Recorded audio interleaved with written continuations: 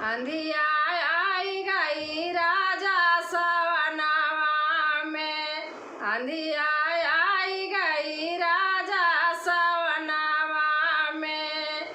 सवनावा में हो सवनावा में, अंधिया आई गई राजा सवनावा में। वही अंधिया में सास मरी उड़ी गई, वही अंधिया में सास मेरी उड़ी गई।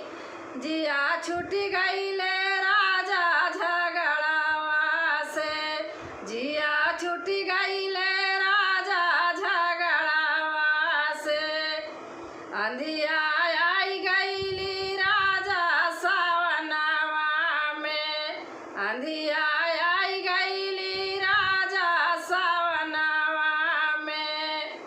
सवनावा में हो सवनावा में, अंधिया आई गईली राजा सवनावा में।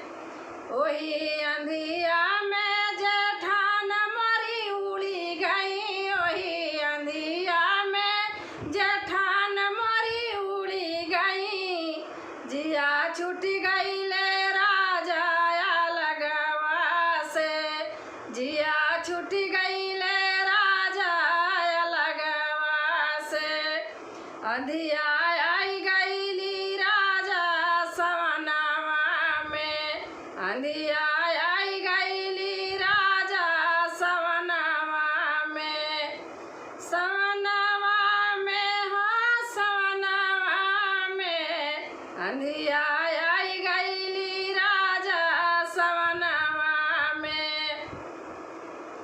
वही अंधिया में ननदा मरी उड़ी गई, वही अंधिया में ननदा मरी उड़ी गई।